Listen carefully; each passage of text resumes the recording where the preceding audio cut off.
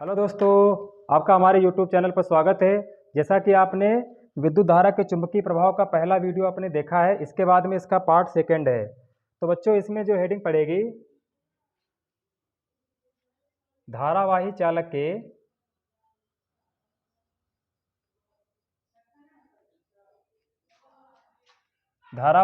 के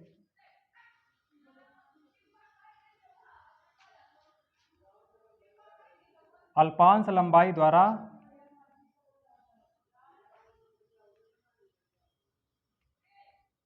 उत्पन्न चुंबकीय क्षेत्र।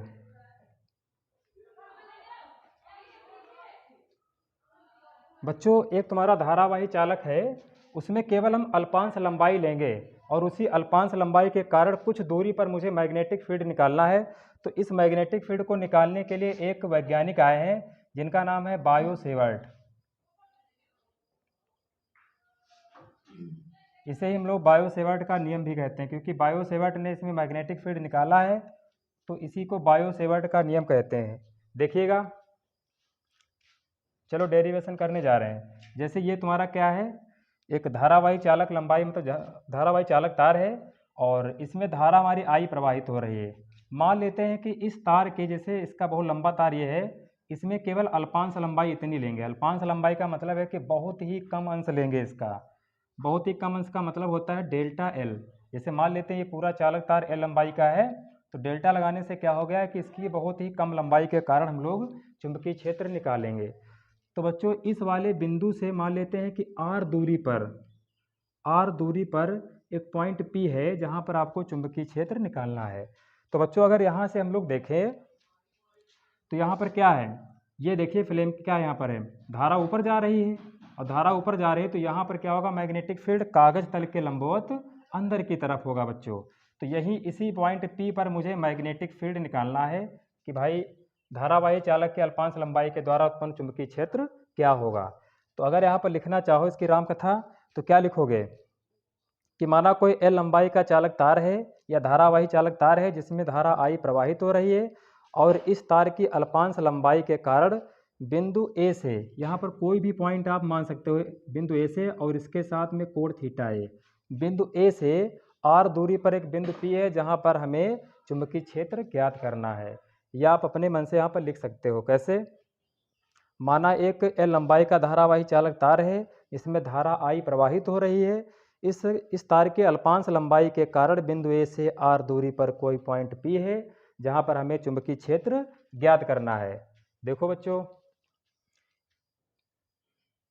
बिंदु पी पर चुंबकीय क्षेत्र की तीव्रता चालक तार में बहने वाली या प्रवाहित होने वाली धारा के आई के अनुक्रमानुपाती होता है। बी अनुक्रमानुपाती आई, इक्वेशन नंबर 1 हो गया।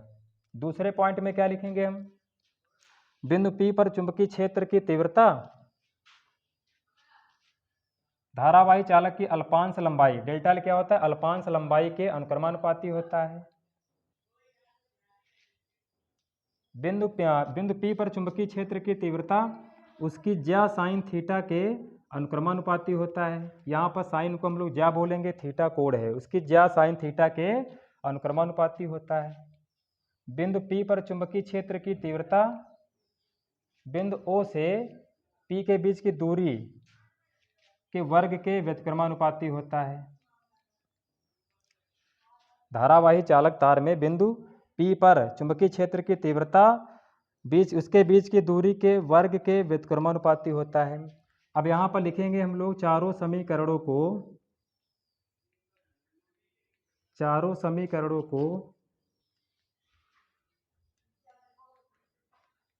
जोड़ने पर। तो बच्चों देखिएगा, ये बी तो ऐसे ही रहेगा, अनुक्रमानुपाती आई डेल्टा एल साइन थीटा, आई डेल्टा एल साइन थीटा और बटे में आर स्क्वायर। तो यहाँ से बच्चों अगर हम लोग इसका चिन्ह हटाएं अनुक्रमा डायरेक्टली प्रोपोर्शनल का, तो यहाँ पर एक सिंबल आता है जिसको बोलते हैं म्यू नॉट अपान 4 पाई, म्यू नॉट अपान 4 पाई। और फिर लिखा क्या हुआ, आई डेल्टा एल साइन थीटा बटे में आर स्क्वायर। तो बच्चों यहाँ से देखिएगा कि यहाँ पर बी क्या होता है, बिंदु पी पर चुंबकीय क्षेत्र होता है, आई क्या होता है, धारावाही चालक में प्रवाहित होने वाली धारा। डेल्टा एल क्या होता है, इस चालक तार की अल्पांश लंबाई। साइन थीटा क्या होता है, इस चालक तार से और इसके बीच की दूरी के बीच बना कोण होता है। आर क्या होता है, कितनी दूरी पर आपको चुंबकीय क्षेत्र निकालना है। और ये म्यू नॉट क्या होता है, तो बच्चों म्यू नॉट यहाँ पर हम लिखे दे रहे हैं, म्यू नॉट होता है निर्वात की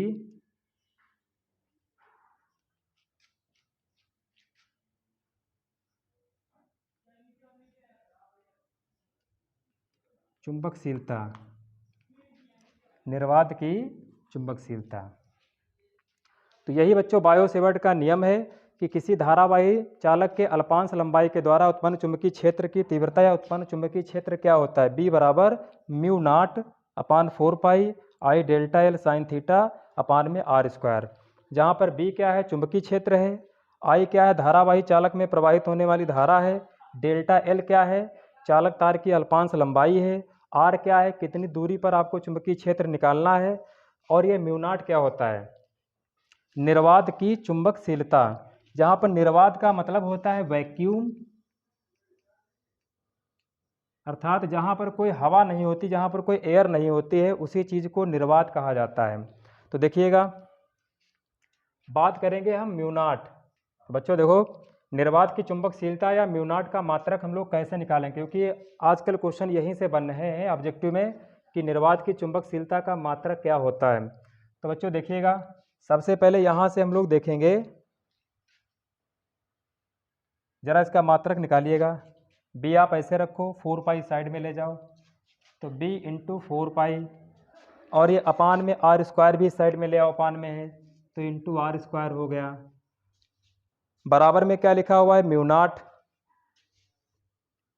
और ये जो तुम्हारी इस साइड में बराबर के जो इस साइड में ऊपर लिखा हुआ है, ये सारा का सारा नीचे चला आएगा अपान में। तो यहाँ पर क्या होगा, आई इंटू डेल्टा एल इंटू में साइन थीटा। तो बच्चों यहाँ से निकालिएगा। बात यहाँ पर ये आ रही है कि जो बी होता है चुंबकीय क्षेत्र, इसका मात्रक क्या होता है। तो बच्चों इसका मात्रक चलो यहाँ से आप देख लीजिएगा, क्योंकि अभी मैंने इसको पढ़ाया नहीं है। आई एफ बराबर आई बी एल साइन थीटा। तो बच्चों यहाँ से जो बल होता है, बल का मात्रक सबको पता है न्यूटन होता है। बल का जो बच्चों मात्रक होता है,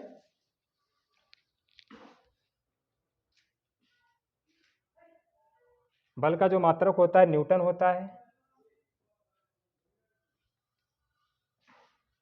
इज इक्वल टू धारा करंट का मात्रक होता है एम्पियर। बी का मुझे निकालना है, और इनटू में बच्चों एल का मात्रक होता है मीटर। एक बार पुनः देख लीजिए, न्यूटन, एम्पियर, बी का आपको निकालना है, इनटू लेंथ का यूनिट होता है मीटर। साइन थीटा या एंगल का कोई भी यूनिट नहीं होता है। देखिएगा यहाँ से न्यूटन, जो भी चीज़ मल्टीप्लाई में वो सारी की सारी नीचे चली आएंगी, एम्पियर और into meter is equal to magnetic field. तो यहाँ से बच्चों हम निकाल सकते हैं कि जो मैग्नेटिक फील्ड होता है उसका मात्रक क्या होता है, उसका मात्रक होता है न्यूटन पर एम्पियर इनटू में मीटर।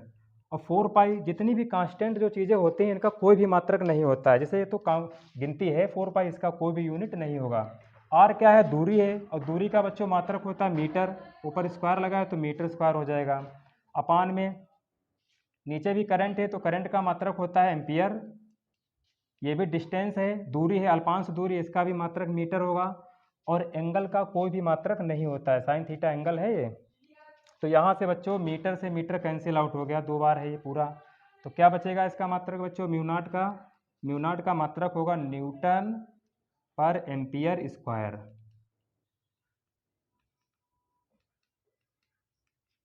तो बच्चों देखिए कि जो बायो सेवर्ट नियम होता है, इसमें जो निर्वात की चुंबकशीलता होती है म्यू नॉट, इसका मात्रक क्या होता है, न्यूटन पर एम्पियर स्क्वायर। उतार लीजिए।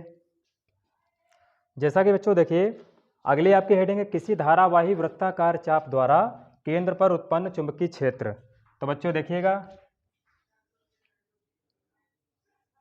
ये बेटा क्या है, धारावाही वृत्ताकार चाप मतलब कुंडली है। इसमें केंद्र O से, मतलब केंद्र O से कुछ दूरी पर एक पॉइंट P है। तो इसकी केवल अल्पांश लंबाई लेंगे हम। इसकी केवल पहले यहाँ पर अल्पांश लंबाई लेंगे डेल्टा एल। अच्छा, ये इसकी स्पर्श रेखा हो गई। हम लोग जानते हैं कि स्पर्श रेखा के साथ में त्रिज्या जो है 90 अंश का कोण बनाती है। तो इस पॉइंट ओ पर ही मुझे केंद्र पर चुंबकीय क्षेत्र निकालना है। तो जैसा कि बच्चों यहाँ पर देखेंगे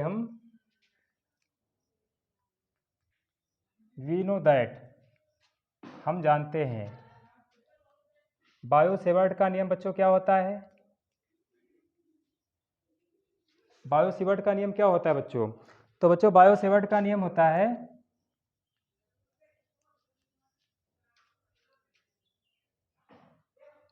डेल्टा बी बराबर mu naught upon 4 pi I delta L sine theta upon में आर स्क्वायर।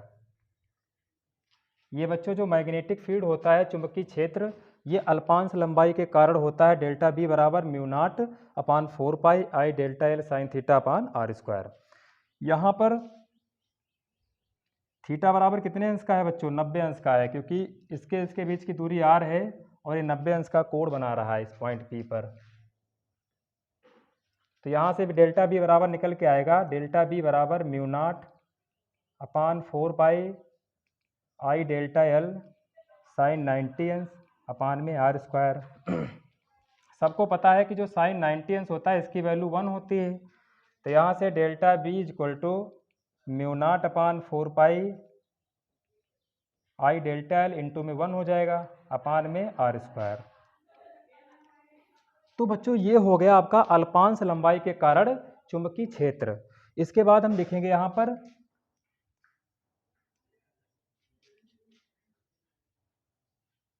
संपूर्ण लूप के लिए। संपूर्ण लूप के लिए बच्चों, संपूर्ण लूप का मतलब होता है ये जो तुम्हारा बी होगा ये किसके बराबर होगा? Sigma of delta B.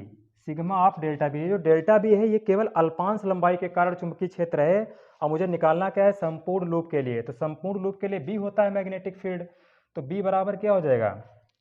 Sigma of delta B.